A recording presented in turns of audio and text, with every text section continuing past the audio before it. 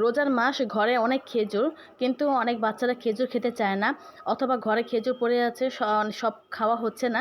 তো আপনারা ট্রাই করতে পারেন বা বাচ্চাদেরকে এভাবে ট্রাই করে খাওয়াতে পারেন। তো নতুন ইউনিকভাবে আমি খেজুর দিয়ে বাদাম দিয়ে চকলেট বানিয়েছি। তো আমার বাচ্চারা কিন্তু খেজুরের এই চকলেটটা খুবই মজা করে খেয়েছে।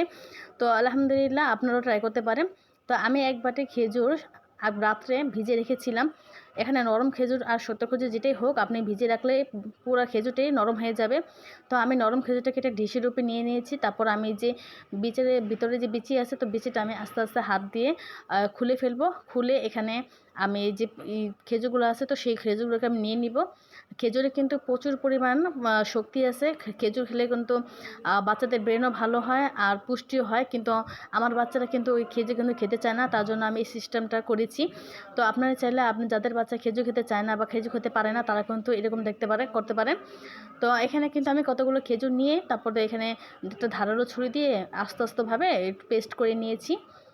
তারপর আমি এটার সাথে একটা বাটার ইউজ করব। তো এখানে আমি যে আড়ঙের যে ডেলি বাটারটা, সেটা আমি নিয়েছি। আপনারা চাইলে এটা কিনেও নিতে পারেন, অথবা কারো ঘরে যদি অরিজিনালভাবে করা হয়, তো সেটা আপনারা করতে পারেন, সমস্যা নেই। তো এখানে আমি বাটারের একটা সাইড থেকে দুইটা পিস আমি কেটে নিয়েছি। যেহেতু আমার খেজুরের পেস্টটা অল্প, তার জন্য আমি অল্পই বাটার নিয়েছি।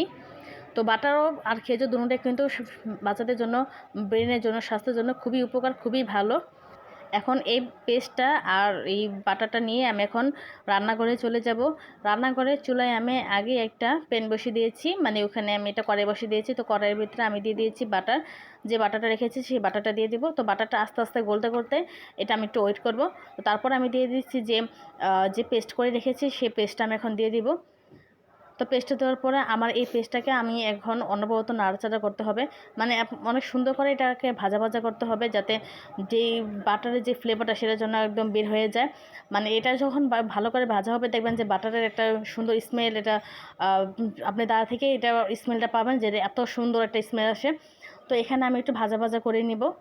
খেজুরটাকে আপনারা ভাজা ভাজা করতে পারেন, আবার না চাইলে আমি ডাইরেক্ট করতে পারেন। তো আমি একটু ভেজে নিয়েছি। আর এখানে দিয়ে দিচ্ছি একটু মিষ্টির জন্য গুড়।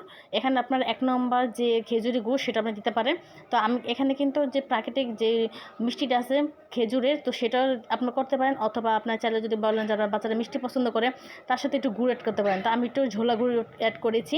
তারপর দিয়েছি একটু কোকো পাউডার, যেহেতু আমি এটা চকলেট বানাবো, তার জন্য চকলেটের যে পাউডারটা, সেটা দিয়েছি, যাতে একটু চকলেট চকলেট ফ্লেভার আসে, যাতে বুঝতে পারে যে সে চকলেট খাচ্ছে। তো এই জন্য, তো আপনার চাইলে স্কিপ করতে পারেন, আবার দিতেও পারেন। এটা একটু ভালো লাগে দিলে ভালো লাগে, এটা সুন্দর ফ্লেভার আসে, মনে হয় যে চকলেট খাচ্ছে, এরকম একটা ফ্লেভার আসে। তো আমি এখানে কোকো পাউডারটা দিয়ে অনবরত একদম ভাজা ভাজা করে এটা ভেজে নিতে হবে।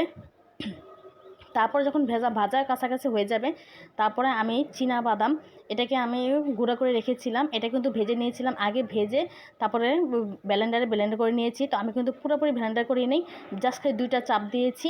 2টা চাপে হয়তো অর্ধেক আদা, মানে এটাকে অর্ধেক আস্তা থাকবে, অর্ধেক ভাঙা থাকবে, এরকম টাইপের হবে। তো এটাকে দিয়ে আমি আবার অনবরত নাড়তে থাকবো। মানে এক কথায় এটাকে ভাজা ভাজা করে একদম শক্ত একটা ড্র করতে হবে, যাতে হাতে নিয়ে যেন বলটা সুন্দর যেন করা যায়, তার জন্য। তো এখানে দেখা গেল যে আমি আর কিছু বাদাম আছে, তো আমি আরও কিছু বাদাম দিয়ে দিলাম। আসলে এখানে যত মানে বাদাম দিবে, অত বাদাম কিন্তু মজা হবে। এখানে কিন্তু আপনি চাইলে কিন্তু আপনারা আরও 2-3 রকমের বাদাম ইউজ করতে পারবেন। কিন্তু এখানে শুধু আমার কাছে এক ধরনের বাদামই ছিল ঘরে, তার জন্য আমি একটা বাদাম দিয়ে করে দিয়েছি।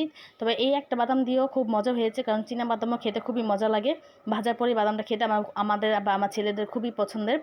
তো বাদাম দেওয়াতে ওরা আরও বেশি মজা করে খেয়েছে। তার সাথে কোকো পাউডারটা দেওয়ার কারণে সেটা একটা আলাদা আলাদা ফ্লেভার আসছে।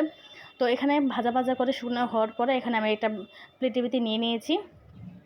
তারপর হাতের ভিতরে একটু বাটার বা অথবা ঘি বা একটু তেল ব্রাশ করে নিয়ে এবার গরম যে ডোটা থেকে, ওখান থেকে আপনার একটু ছোটো ছোটো করে গোলা করে নেবেন। তো তো অনেকের বাসায় আবার দেখা যায় চকলেটের মোল্ড থাকে, আপনারা মোল্ডের ভিতরে দিতে পারেন। মোল্ডের ভিতরে দিয়ে ফ্রিজে রেখে দিলেই হয়ে যায়।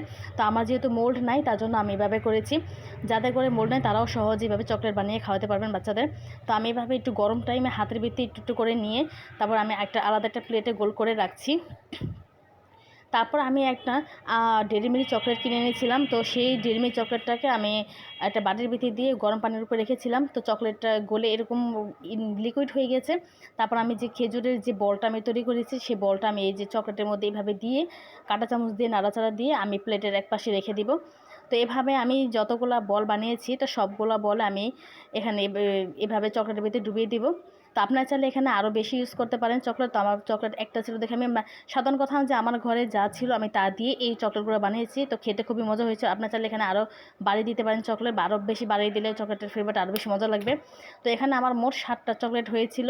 তো এই 7টা চকলেটকে আমি এখন প্লেটে বেটে করে রেখে নিয়েছি, আর এটাকে আমি এখন ফ্রিজে থুয়ে দিব।